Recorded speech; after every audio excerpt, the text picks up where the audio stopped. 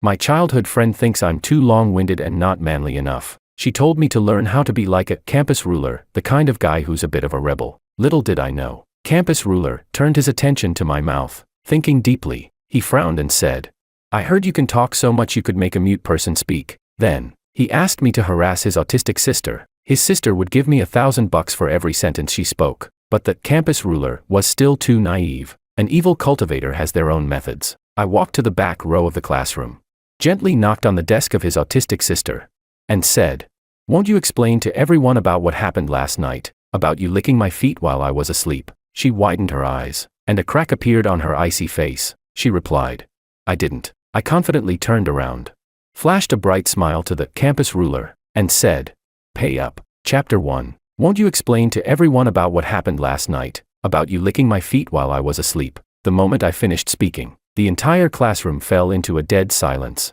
The gloomy girl, who had been keeping her head down in the corner, slowly widened her eyes, and a crack appeared on her icy face. She bit her lip and said, "I didn't." The campus ruler quickly stepped forward. His eyes filled not with disgust, but with deep admiration. I thought he was just joking, but to my surprise, without a word, he transferred the money to me. As he transferred the money, the so-called campus ruler, who could supposedly kill without blinking, was shaking. He held my hand as if he had found a lifeline. He said, "Master, please save my sister." He told me that his parents had taken Willow to see countless psychologists, both domestic and international, and the answer was always the same. The best solution is to find a peer who can make her feel the beauty of this age. But Willow hated anyone coming close to her except family. At our age, it's all about face, and no one wanted to take on the troublesome task of dealing with a temperamental princess like Willow. The campus ruler said, "Here's the deal, if you pester her more and get her to say even one more word, I'll give you an extra $1,000. The campus ruler held my hand as if he had seen his savior. I held his hand, looking at the $1,000, as if I were seeing a living bodhisattva delivering money. I smiled. Isn't it just harassment? I'm good at this. From elementary school to now, I've always been considered a reincarnation of a fly in the eyes of my teachers. In elementary school, to make me shut up, the homeroom teacher even made me sit next to a hearing-impaired classmate. Later, I learned sign language and secretly chatted with my desk mate under the desk. My hands moved as fast as if I were making hand signs like Naruto, flipping with such speed it was terrifying. When my desk mate got excited, his fingers nearly cramped up. The teacher contacted my mom and told her that I could talk to anyone, even a dog on the street, and suggested she take me to see a doctor. This was tailor-made for me, especially since Willow is so pretty. I turned to look at Willow. Willow had only said a few words, then lowered her head again. She seemed frustrated with herself for speaking involuntarily and was now protesting by keeping her head down. Sophia, who had been completely ignored, leaned over. She saw me take the money from the campus ruler and immediately tried to grab my phone. She said disapprovingly, "George, a true man does not eat food thrown at him. Besides, our focus should be on studying now. You should stop hanging out with shady people." The campus ruler, who had just been her crush, turned around, his expression cold and distant. Returning to his normal self, he asked in a deep, deliberate voice, "Who are you calling shady?" Sophia choked and immediately fell silent, biting her lip, and I pulled her hand away. I realized then that Sophia only dared to boss me around. Sophia seemed like she wanted to say something else, but just then, the bell for class rang, and I turned and returned to my seat. That day, the campus ruler used his money power to make sure I sat next to Willow. He said, "Teacher, my sister is here to make friends. George would be perfect for her. The weather's getting hotter. I think we should install air conditioning in the school." The teacher fell silent. When I moved to sit next to Willow, she was still lying on the desk, asleep. Sophia turned her head slightly to look at me, her gaze as if she were trying to burn a hole through me. I stared at Willow's neck for the whole class. She's clearly awake, but to avoid sitting at the same table with me, she doesn't even lift her head. How interesting. Chapter 2. After the second class ended, I leaned close to Willow's ear and whispered, He. Willow, do you know your neck is so white, like a duck's neck? I just want to bite." Maybe I was too close, as Willow jumped in surprise, immediately looking at me with a horrified expression. I quickly snapped a photo of her face with my phone and sent it to her brother. "This doesn't look like an autistic kid, does it? Isn't it pretty interesting?" That little expression was more vivid than mine, but after the next few classes, I realized how difficult Willow was to deal with. No matter what I said, she remained like a statue, completely still. By the time the school bell rang, I was dry-mouthed from talking, but still interested, because no one has ever listened to me talk so much without calling me an idiot. Even if I don't make money from this, I've found a kindred spirit, I watched Willow's slender, fair fingers slowly close her textbook and sneered. I said, "So, what were you playing at during English class?" Willow's fingers stiffened, and she glanced at me before turning towards the door. I grabbed my backpack and hurried to catch up. Her brother had told me earlier that their family's driver would take me home today. Someone yanked my backpack, and I nearly rolled my eyes in frustration as I turned around to see Sophia standing behind me, her face dark with anger. She puffed up in irritation and said, "She doesn't even want to talk to you, and you're still trying to lick up to her. George, how shameless can you be?" This was the second time today. Even though she was the goddess I had secretly admired for a long time, I couldn't tolerate her insulting me repeatedly. I lifted my backpack and swung it hard into her face. Sophia stared at me in shock, and I snapped. "Are you fucking crazy? When I act like a dog licking you, you're fine with it, but when I'm doing the same to someone else, suddenly I'm shameless. What's wrong? Just because it's you, you deserve to be licked? Same thing. Can't I change the flavor? And what did you say this morning? Telling everyone I'm disgusting and low class for talking dirty to a girl." I laughed angrily, because I hadn't even wanted to deal with this. She said that because I had shared a naked video with her and left some suggestive comments. However, she was the one who kept sharing videos of men with abs and commenting things like, "That kind of man is worthy of me taking off my high-waisted underwear," and stuff like, "Where is true heart for heart? Only speed changes voice. Other people's kids have already bought paper. Your kid is still on the paper," and a bunch of other raunchy comments I couldn't even repeat. I thought she was into it and liked seeing those comments, so I spent nights researching how to talk dirty. I started sharing similar videos just hoping she'd pay more attention to me. But when she does it, it's fine. But when I do it, it's disgusting.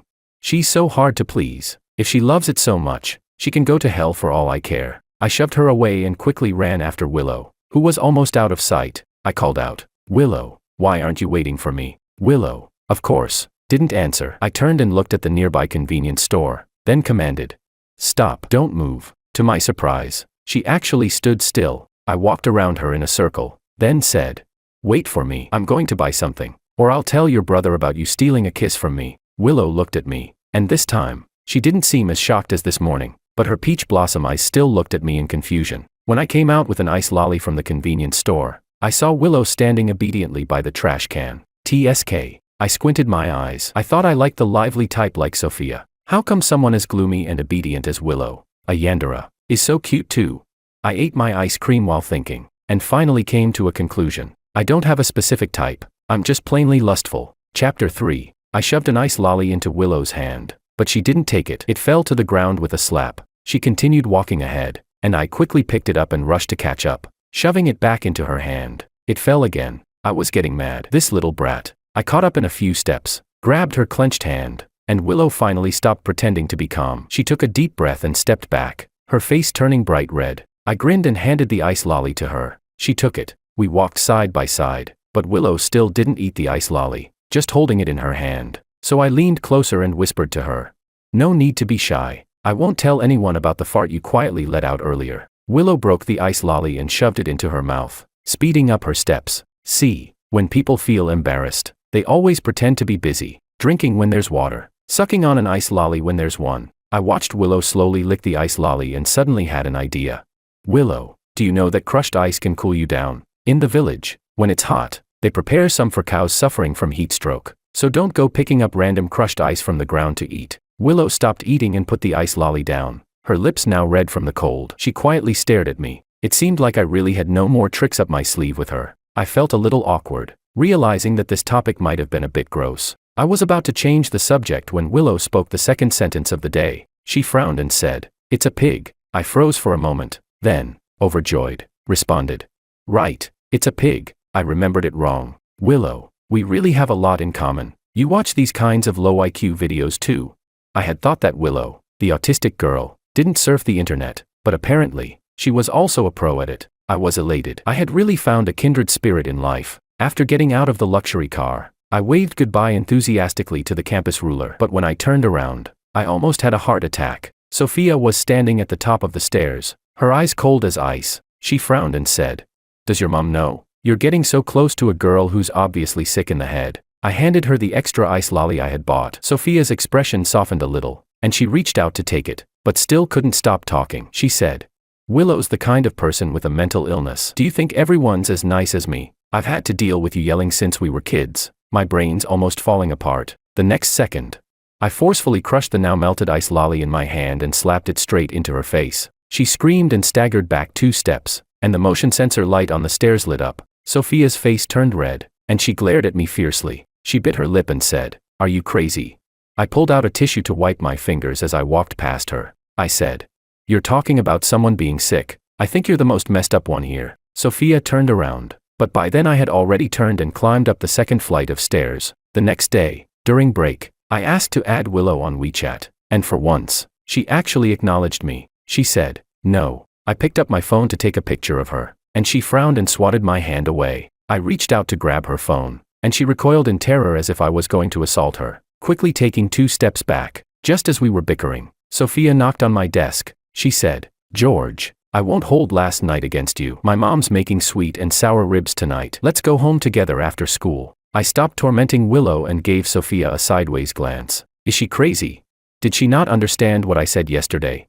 I couldn't be bothered to deal with her. I turned around and realized Willow had already gotten up and walked out of the classroom. I took a deep breath and quickly followed her outside. Willow was standing at the classroom door, just standing there like a dazed goose, not moving. I figured she probably wanted to avoid me but didn't know where to go. Her brain probably overheated. I found it amusing and reached out to poke her, saying, "Hey, seriously not adding me on WeChat?" She didn't respond, just continued standing there in a daze until the class bell rang. I said, "Hey, the teacher's coming." I tugged at her sleeve, but Willow remained frozen. "You too, what are you doing standing here?" The music teacher frowned. I glanced at the dazed Willow and then looked back at the music teacher. I said, "Teacher." Willow's stomach hurts. She's about to poop herself. Chapter 4. Willow's pupils trembled slightly, surprised by my random fabrication. The teacher waved her hand, telling me to take her to the infirmary. I have no musical sense, but I managed to escape from music class purely because Willow looked like the perfect little angel in the teacher's eyes. She was dragged along like a rock by me, and as we passed a window, I caught sight of Sophia,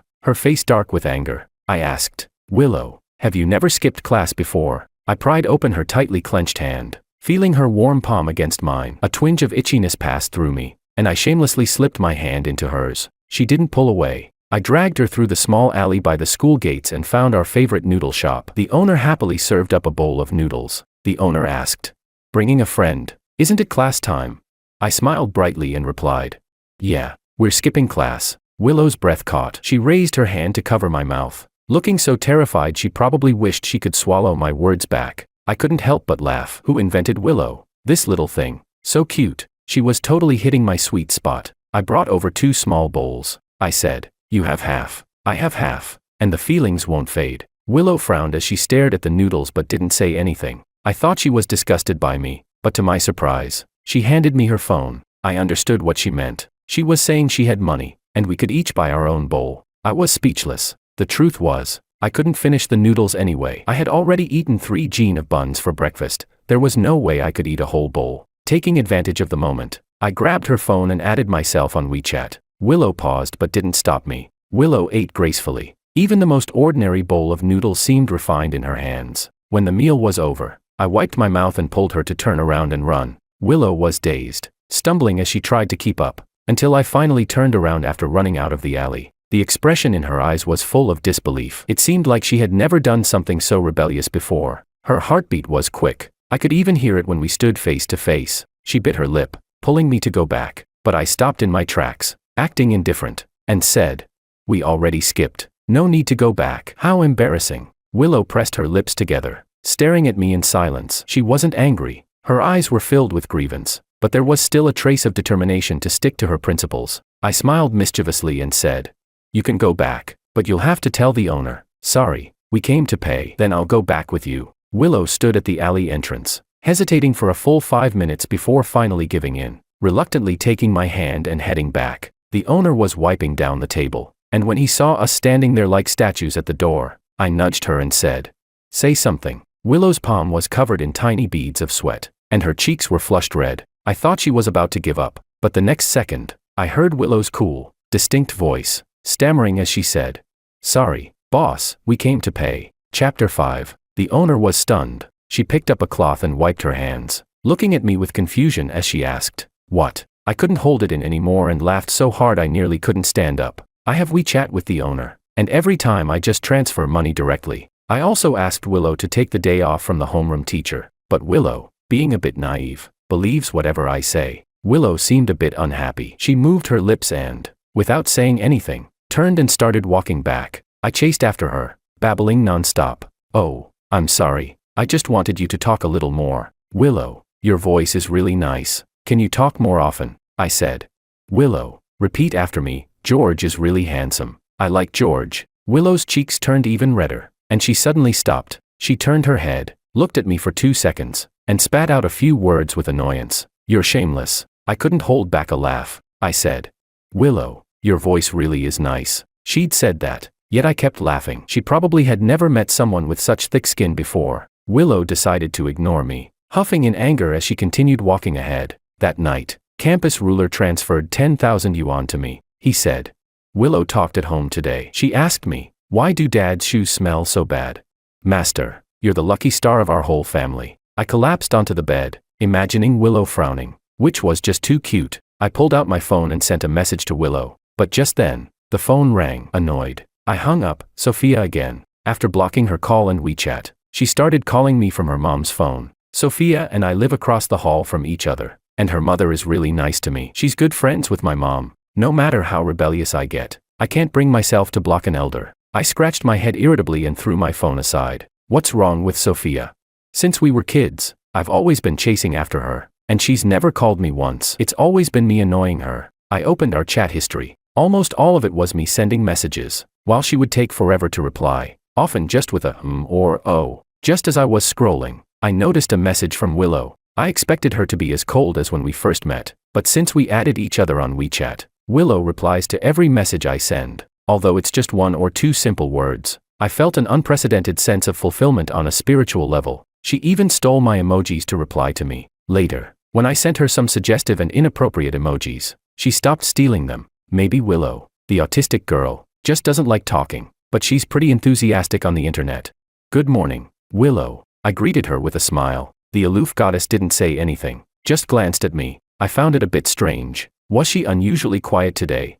The next second, I saw the breakfast on my desk. I was shocked and said, "Did you bring this for me?" Willow nodded, then shook her head and said, "My brother did." Her words were still few, but I understood. I laughed and said, "Then thank your brother for me. These soup dumplings are so hard to get." I ate with grease all over my mouth, while Willow handed me a tissue. Sophia walked up, looking irritated as she glared at me and said, "What do you want from me? You won't answer the phone, and you won't reply to messages. You live so close, but you act like a mouse. I can't even see you." I put the bowsy on the table and replied, "If you know I'm avoiding you, then don't show up in front of me." Sophia was so angry her chest was heaving. She retorted, "You don't seriously think that a rich girl like me would be interested in a loser like you, right?" I paused chewing, and Willow stopped handing me tissues. She looked up at Sophia coldly, and I slammed my hand on the table and stood up, angrily rebuking. "Sophia, we're still students. How can your mind be so dirty? All you think about is love and relationships. Is that the kind of thing a student should be focused on? As a classmate, you're not thinking about helping others, but here you are trying to sow discord." Sophia opened her mouth, but I immediately cut her off. I said, "Or maybe you've started dating early, and that's why all you can think about is this stuff." Sophia was really pissed now. Biting her lip, she said, "George, I'm saying this because I consider you a good friend, but Willow, with her rich family." Before she could finish, the cold voice of our homeroom teacher came from behind. "Sophia, come to my office." I almost died laughing, but when I turned around, I saw Willow staring at me intently, her eyes dark with depth. Before I could say anything, she pursed her lips and turned her head away. I rubbed my forehead. Great, the little princess is mad again. I leaned in and tried to comfort her. "You really don't need help." I was wrong. "It's me. I need your help. Can I copy your homework?" Willow ignored me and kept nudging me with her elbow. The next second, I suddenly flicked her elbow with my finger, directly hitting her funny bone. Willow hugged her arm and bit her lip. What are you doing?" "Ouch," I said. Sorry. It's just that abstract video you shared with me yesterday. I can't find it. Can you send it to me again?" She snorted but still ignored me. I sighed and laid down on the table in resignation. Not 2 minutes later, my phone vibrated. I pulled it out from the desk drawer, and saw Willow's transfer. She wrote, "Keep helping me. Our family has money. Don't talk to her. I hate her. This brother and sister's cash power, who could resist that?" I clutched my chest and, without hesitation, accepted the money. Campus ruler said he wanted to take me out to dinner. and that his parents wanted to thank me in person. Willow had been talking more and more at home recently, although it was just short texts. It gave them hope. I waved my hand and said, "These are just small problems." Chapter 6. Actually, Willow is quite different from regular people. On average, when I speak 100 words, she'll respond with 2 or 3, and that's already pretty good. As the summer holidays approached, I was discussing travel destinations with my friends in the next class. Having made a small profit recently, I was planning to take a trip abroad with my friends during the summer. I felt a burning gaze from my side. Turning around, I found Willow staring at my phone. Seeing she was interested, I casually opened something and asked, "Willow, where would you like to go?" She didn't respond, just coldly looked away. I didn't expect her to answer anyway. Then, Willow's cold voice came from beside me. She asked, "Are you going during the summer?" I replied, "Yeah, I'm thinking about going to the US." I casually invited, "Would you like to go?" Willow went silent again. I kept twirling my pen and scrolled to the next video. The girl in front of me turned around, excitedly sharing with me the tourist spots she visited last year in the US. Willow seemed to say something, but it was too quick for me to hear. I turned around and found that she had already laid her head on the desk, silent. She was mad again. Recently, Willow has been getting upset for no apparent reason. I didn't know what was wrong, so I poked her twice, but she didn't respond, so I just went back to doing my own thing. Soon, it was time to leave school. When I finished packing my bag and looked up, I saw Willow already packed and standing at the classroom door. She was standing outside, the sunset casting its glow on her side profile. I knew she was waiting for me. I hurried up, thinking I'd ask her later why she was upset. But the next second, Sophia's face suddenly appeared in front of me, giving me a shock. I sighed and said, "What do you want now?" I frowned at her. Sophia casually tossed me a set of keys. She snorted and said, "Your mom tried calling you, but you didn't answer. She told me to let you know that they're going out for a week, and my parents will take care of you. She wants you to stay at my place." I took a deep breath and said, "Can't I just order takeout at home?" When I looked up again, Willow had already left. I scratched my head in frustration and rushed out, but Willow was gone. I think I understood why Willow was upset now. She seemed to have a special possessiveness toward me. She'd get upset when I talked to the girl in front of me, and she'd get even angrier when I talked to Sophia, but I didn't think she was unreasonable at all. I thought it was incredibly cute. Isn't possessiveness just the start of liking someone? Chapter 7. I kicked a stone, walking home in boredom. Recently, I had gotten so used to taking Willow's family's car that walking home again was a sudden shock. My feet really did start to hurt. I heard some rustling behind me, and when I turned around, there was nothing there. I rubbed my arms, feeling a chill, and frowned. I'm not being followed by some thug, am I? I took a few more steps, but still, there was barely noticeable footsteps behind me. I suddenly turned around, and there stood Willow, frozen. A smile flickered across my face as I walked towards her. Willow stood still, looking like she wanted to hide, but there wasn't even a trash can nearby, so her steps froze. Willow's CPU must have overheated again. I asked, "Willow, are you following me?" She averted her eyes from my face, lowered her head, and slowly walked by my side, silent. I asked, "Where's your car?" She whispered, "I sent my brother home." I asked, "Then why aren't you going back?" She remained silent again. I grinned mischievously and leaned in closer, asking, "Are you reluctant to leave me?" Willow didn't say anything. Her steps faltered a bit, and she nearly tripped over from my teasing. She bit her lip and said, "We have plenty of rooms at home." I kept talking, and by the time we reached the bottom of my building, Willow, who had remained silent, suddenly spoke up. Her voice was soft as she said, "Would you like to stay at my place?" I froze, staring at her, and asked, "What did you say?" Willow's eyes seemed to have tiny stars in them as she stared at me without repeating herself. I instantly realized she must have heard what Sophia said. I found it amusing and laughed, saying, "I'm not going to Sophia's place. Don't worry." Willow's face seemed to soften a bit, and she nodded, saying, I kicked the stone by my feet and asked, "Willow, do you like me?" A flash of panic crossed Willow's face, and her loose hair covered her expression. She looked down too quickly for me to see anything clearly. I decided to just tease her, chuckling and waving my hand at her. "All right, go back now. It's truly my honor to take a walk with the young lady." Watching Willow disappear from my view, I turned to head home, but then my parents suddenly appeared in front of me, giving me a shock. I asked, "Aren't you two on a business trip?" My mom's face was serious. She said, "Your grandmother's sick. I've already asked for leave from both you and your teacher. Since you only have a week left before summer vacation, we'll head to Grandma's place directly." Grandma's place wasn't close, which meant I wouldn't be able to go to school tomorrow. So I took out my phone to message Willow and turned to follow my parents to Grandma's house. Late at night, I scrolled through my phone but still hadn't received a reply from Willow. I frowned as I scrolled up through the chat history, wondering, is she still mad? The signal in the village wasn't great, and all the messages I sent had red exclamation marks. After messing with my phone late into the night, I only managed to send 3 messages, but Willow still hadn't replied. I sighed helplessly and threw my phone aside. But on the 3rd night, in the stillness of the night, a stone suddenly fell by my window. I froze for a moment,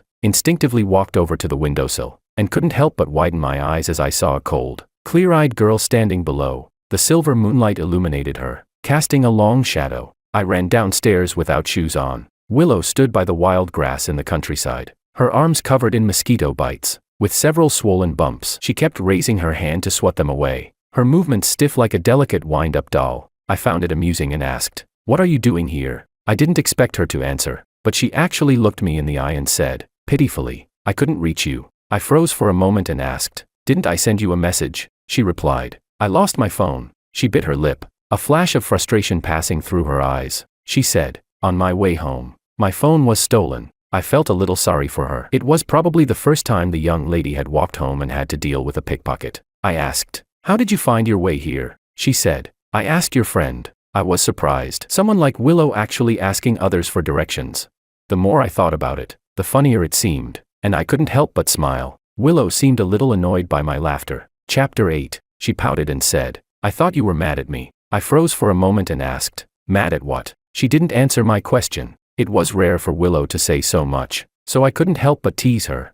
"Willow, with you talking so much today, I feel like kissing you." Her eyes widened, as if she was upset that I interrupted her, and maybe even surprised that I would say something so shameless. But her ears were bright red. She said, "You asked me if I was reluctant to leave you. When I didn't respond, you got mad." Under the moonlight, the girl's expression was especially serious. She said, "Yes, I'm reluctant to leave you." I stood there stunned, listening to her talking to herself. This girl must have lost her mind. She seemed dissatisfied with my reaction, her pout getting higher and higher. She asked, "What about you? Are you reluctant to leave me?" I suddenly realized, Willow probably thought that when I asked her that question the other night and she didn't respond, I got mad and ignored her. So now she was anxious to catch up with me here. What kind of question was, "Are you reluctant?" Did I ever ask something like that? I had an idea and grinned. I said, "Willow, do you mean you like me and you're now asking if I like you?" Willow froze, and then I saw her face turn as red as her ears. She said, "Yes." Her expression was just too cute. I couldn't help but want to hold her in my arms and mess with her. In fact, I did exactly that. After all, I've always been a bold person when it comes to matters like this. So I asked, "Willow, can I touch you?" I laughed mischievously. Willow, sounding a bit helpless, replied, "You already have." All right, I'll go ahead and do it first." Permission granted. I asked, "How did you get here?" She turned her head and glanced at the area not far off. I was shocked to realize that our usual driver was parked by the village entrance, covered in mosquito bites, desperately swatting them away. I couldn't help but smirk and said, "You should go back. I'll head back tomorrow too." She nodded and moved my hand away from her chest. She said, "See you tomorrow." I was overjoyed. When Willow used to say goodbye, she would just turn and leave without a word. But now she said, "See you tomorrow." Love is truly great, I thought. I didn't expect that when I got back. The first person I'd see wasn't Willow, but Sophia. She was blocking my door and asked, "Where have you been these last few days?" I couldn't be bothered to deal with her, but my parents were unusually friendly, greeting her warmly. "Sophia, George's grandmother isn't well, so we went back to the hometown. Isn't school about to start vacation? Since George can't go to school these few days, could you bring back any workbooks for us?" Sophia always acted so sweet in front of my parents. I couldn't stand her fake, over-the-top manner, so I grabbed my suitcase and turned to head inside. As soon as I walked in, the phone rang. It was Willow. She said she was downstairs. I replied, "Mom, I'm going to take out the trash." Excited, I grabbed the trash bag and rushed downstairs. Willow was squatting by the trash can, looking like a little cat abandoned by its owner. I swallowed hard. Damn, how can there be such a stunning beauty in the world? And such a stunning beauty is my girlfriend, who could possibly understand this. I felt an overwhelming sense of emotion and rushed over in just a few steps. Willow stood up, and I quickly pulled her into my arms. She was momentarily stunned, and then a smile spread across her eyes. Willow still wasn't used to smiling. She tried to lift the corners of her lips, but it looked more like a forced professional smile. I didn't mind, with Willow being this beautiful. Even picking her nose would look stunning. I held her as I spoke. babbling about everything that happened at Grandma's house. Like before, Willow quietly listened, occasionally nodding. She still didn't talk much, but I was completely enchanted by her obedient, sweet demeanor. When I realized it was getting late, I reluctantly said goodbye to her. I leaned down and planted a light kiss on her cheek, satisfied as I watched Willow turn as red as a boiled shrimp. I playfully slapped her on the behind and said, "All right, I'm heading back. So this is what it feels like to tease your girlfriend." But as I reached the stairs, I nearly had a heart attack. Chapter 9. Sophia's face was dark with anger. Behind her were my parents. Willow stood not far away. Sophia's voice was low, just enough for the two of us to hear, as she bit her lip and said, "George, your love is so cheap. You can give it away so quickly to someone else." I coldly stared at her. I replied, "So what? Should I keep being your shameless, spineless simp?" My parents had always known that I liked Sophia. Sophia turned to my mom and gave her a slight smile. "Auntie, it's that girl. She's tempting George into early romance." I widened my eyes in shock. My mom looked at Willow, who was walking toward us, her face pale, and frowned lightly. "Early romance? What early romance? George is already an adult." "Right, then how about that girl? Is she not an adult?" I smiled and quickly replied, "She's only 1 month younger than me." My mom let out a sigh of relief, looking at Willow standing in front of us with satisfaction. "Well, then that's fine, isn't it?" Sophia, looking incredulous, said. "Auntie." I silently watched as her defense crumbled. I forgot to tell her, the reason my mom liked her so much was because my mom was all about looks. In front of Willow, Sophia was completely outclassed. Willow stood behind me, politely greeting my parents. She said, "Hello, Uncle. Hello, Auntie." My mom was absolutely thrilled, raising her eyebrows at me. "She's so beautiful." Sophia bit her lip, and in that moment, she could no longer hold back her resentment. She trembled as she said, "Auntie, she has a mental illness. She's a mentally ill patient, and she's autistic." The air went completely still. Willow's face turned as pale as a ghost. My blood boiled, and without a word, I stepped forward and slapped Sophia across the face. I'd wanted to do this for a long time, ever since the first time she insulted me, ever since she first said Willow was sick. I spoke slowly and clearly. "I think the person with the problem is you. Get out." Sophia looked up, her face swollen and red, but no one spoke up for her. She gritted her teeth in anger, turned, and stormed off toward her home. Willow stood there, pale, looking a little lost. I moved in front of her, about to defend her, but she grabbed my arm, gently shook it, and took a step forward. Willow's voice trembled, even stuttering a little. She said, "Uncle, Auntie, my illness, it's almost gone. This kind of illness won't take control of me. I really like George. I'll be fine. I'll be good to George.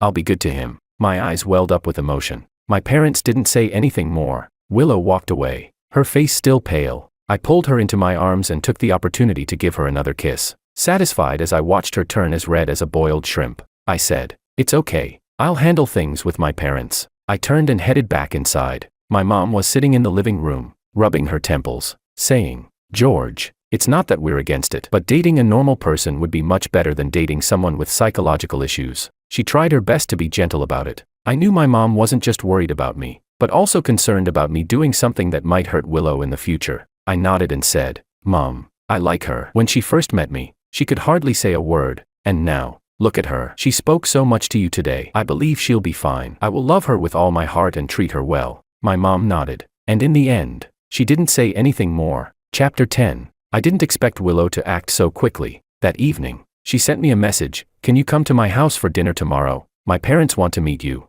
Sitting in the car, I nervously dug my nails deep into the palm of my hand. Willow wrapped her hand around my arm and leaned her head on my shoulder. She wasn't good at comforting people, but she told me, "You're great. My parents will agree." In a daze, I suddenly remembered her once coldly saying to me, "Shameless." For some reason, I wasn't nervous anymore. I had imagined many scenarios. For example, Willow's parents, high and mighty, glaring at me coldly. Maybe, when Willow wasn't paying attention, her mom would slap a check in my face, asking me to stay away from her daughter. But when the car pulled into the driveway, I was stunned. Willow's parents stood in 2 rows, with their servants, all dressed in bright red outfits, like they were attending a wedding. Campus ruler stood in the middle, holding a huge banner that read, "Welcome the Liu family's savior, young Master George, to our humble abode." Humble abode. I twitched the corner of my mouth. This massive villa, with such luxurious decoration, this was a humble abode.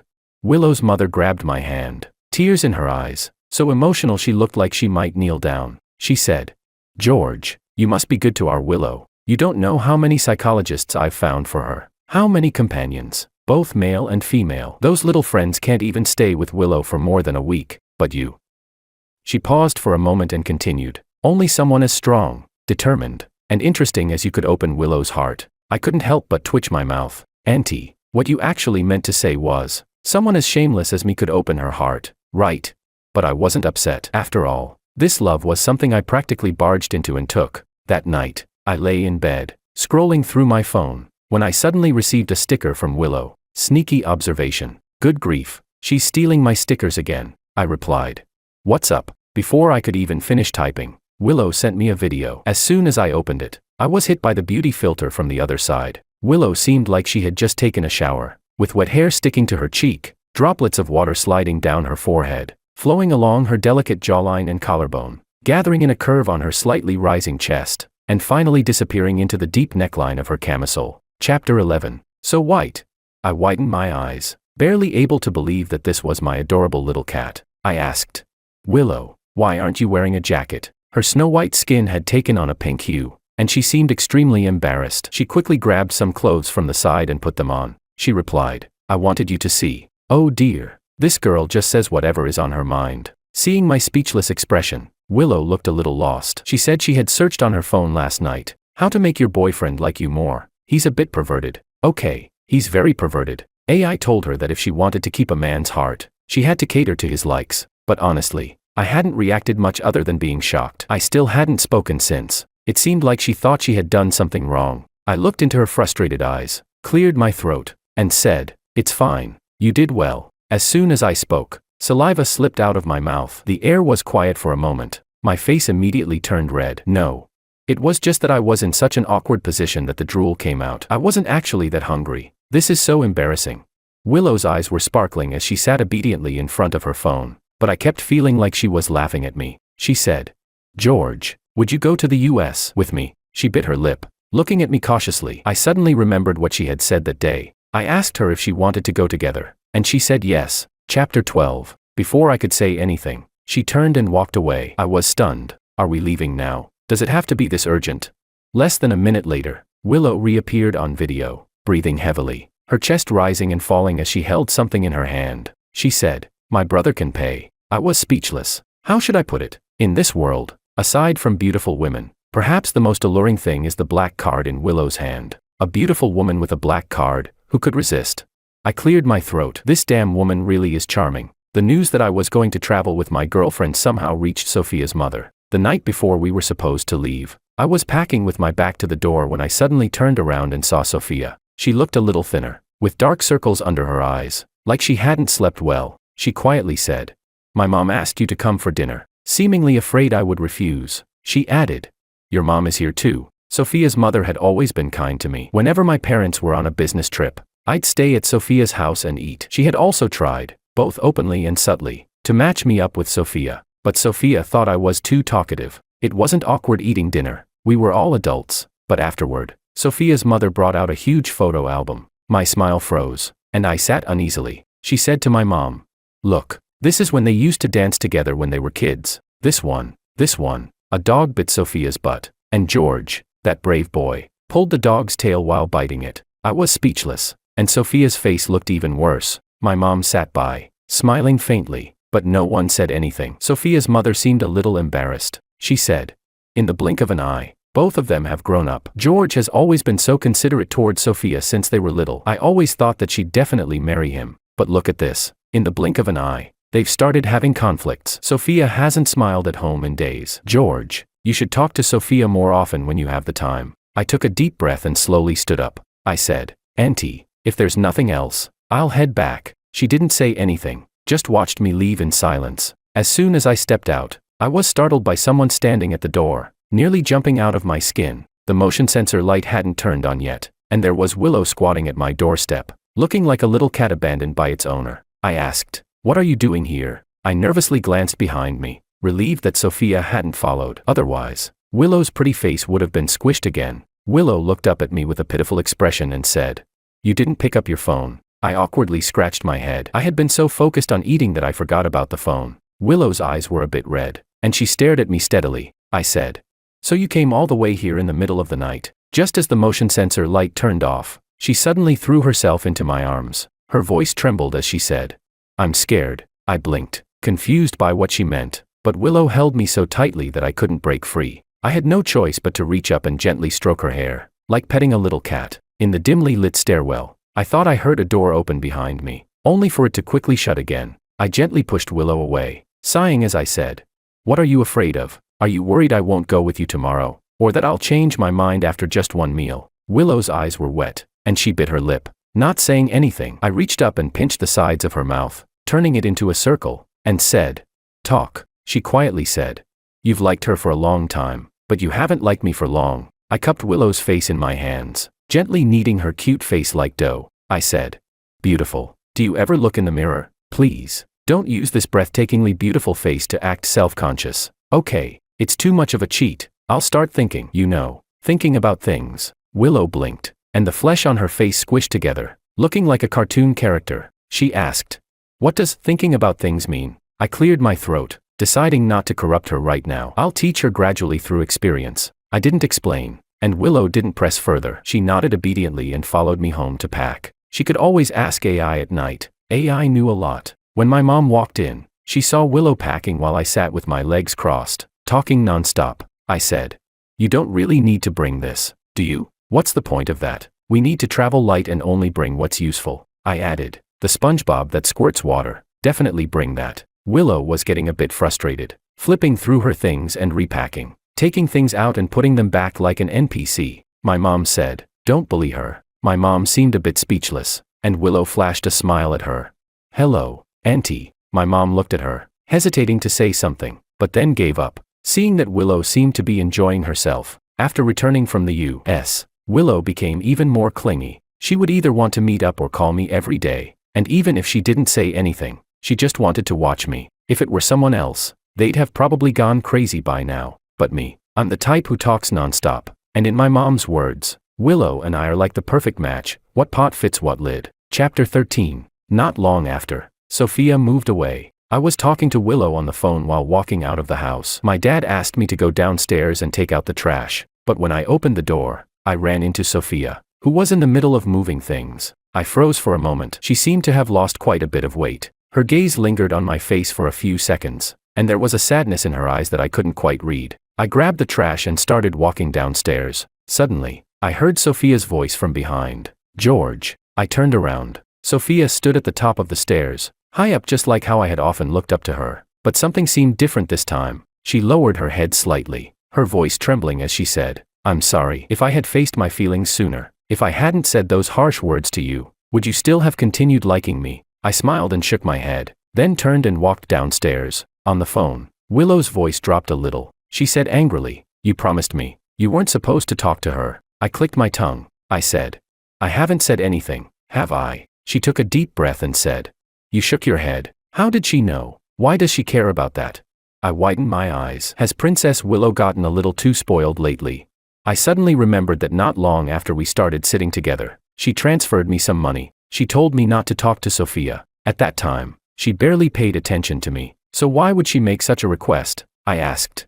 "Willow, when did you start liking me?" I thought she wouldn't answer this question, but after a couple of seconds of silence, her voice softened with a smile. She said, "From the first moment I looked up at you, when the sunlight fell on the desk, I suddenly wanted to speak to you."